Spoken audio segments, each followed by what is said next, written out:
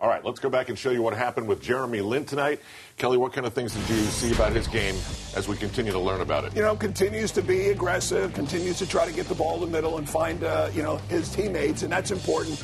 Jeremy's still fearless at going to the basket. Got a little banged up tonight at times as well. But, again, you can sense him trying to get everybody involved, trying to be, the point guard out there that's going to get other players involved. And as long as he continues to think that way, continue to remain under control for the most part, that's a positive for the Knicks. They got a little bit of a running game going as well. That always helps. And certainly, with as many players that played tonight for the Knicks, the more he can get used to all those guys because you never know who's going to be in the game with you. Took a little shot there from Tyson Chandler's elbow, but he was able to finish the game, even though it looked as though it was bothering him a few minutes after that. But he's very tough. We know that. And in tonight's game, Jeremy Lin had 17 points, 9 assists. There was a Tebow there, wasn't it? When he went down on the 1 knee? Almost. No. Was that not a Tebow? No, but he's showing definitely toughness, obviously. But, Kelly, the thing that impresses me the most about Jeremy Lin is the fact that he can take it to the hole. He can take a hit and finish, a lot like Carmelo can. They're very similar in that regard when they go to the basket. But, didn't take a lot of shots, as we've been seeing during their run when they were winning games. He was taking a lot of shots, but now he doesn't have to. Gets the assists, and I think that's big. Only 4 turnovers. The 4 turnovers is good, too. Of course, taking care of the ball. But, getting more cohesiveness with his teammates will cut down the turnovers as well. Knicks got off to a little bit of a sloppy start. They muffed a couple of inbounds passes. The Garden was getting a little grouchy because it really looked like Atlanta didn't want to be in this game, and yet the Knicks were sort of allowing them to be in the game. And then they got their act together to go on a 16-0 run, leading you to a point where you could say they almost won the game in the first quarter. They did win the game in the first quarter. Believe it or not, the Atlanta Hawks were winning this game 16-14, and all of a sudden it was just all New York the rest of the quarter and really getting everybody involved. Carmelo Anthony staying with it, a couple of misses, gets a rebound, improves his stats there, and gets the layups. And then the Atlanta turnovers caused by the Knicks defense really started things going. And, from there on in, it was just a matter of taking at Atlanta. No shot blockers, no interior defense. They just kept going at them. And Atlanta really never had any answers. And then they were just sloppy with the basketball, almost high schoolish type of turnovers, Alan. I think what changed this game was similar to what changed the game against the Nets, but in reverse. J.R. Smith and Jared Jeffries came in with the Knicks trailing by 2. They brought in great energy, especially J.R. Smith. He had 3 of the team's 6 or 7 steals in that quarter. Mm-hmm. So he was a big part of that. It was positive energy coming off the bench, unlike in the Nets game where the Knicks got off to a good start. Bench came in and didn't give them the energy. They got it in this game and really blew the game open right there. One of the things that got your attention in the second quarter was the balance the Knicks had. We're going to see baskets from 7 different Knicks in one sequence in the second quarter.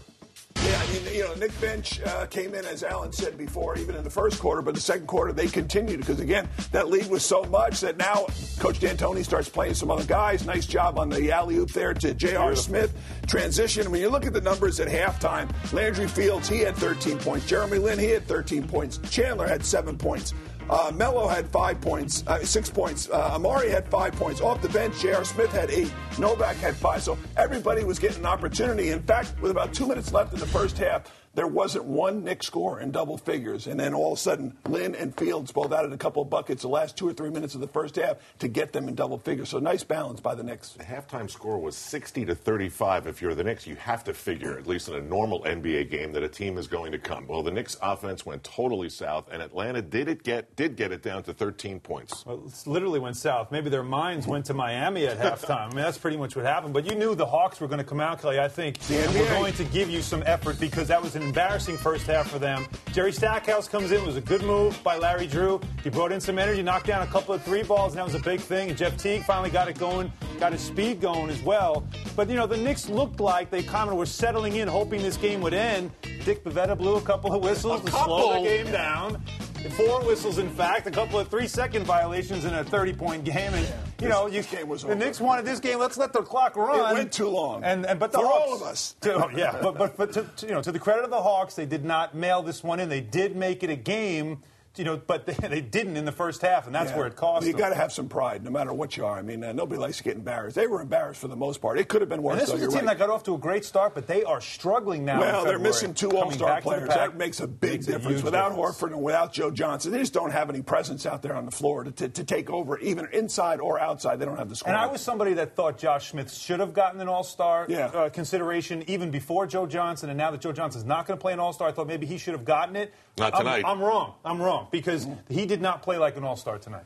Meanwhile, the Knicks, after the Hawks got it to 13, called a timeout, and boom, just like that, it was back up to 20. So fourth quarter became garbage time. But important minutes for Baron Davis. What did you think of the Baron Davis we saw? Well, another game under his belt, improvement. That's what you got to have. And Baron Davis starting to get used to playing basketball once again. And as long as he can keep it simple, there were some crazy turnovers, some bad passes, but there are also some good passes. I think the fact that he looks much better, he's getting more comfortable, these are all signs that he's getting used to playing basketball once again. I would assume it's going to help him long term. How about Jared costing him that assist right there? That could have been 7. When you're a backup point guard, everyone counts. He'll let him know about it. He should anyhow. Let's check out the stat sheet from the game. Obviously very one-sided, tilted toward the Knicks, who shot 48% to only 40 for Atlanta. The Knicks made the same number of threes as Atlanta, so that was not the big difference as it was on Monday night. They out-rebounded the Hawks, they out-assisted the Hawks, and they got 37 points off their bench.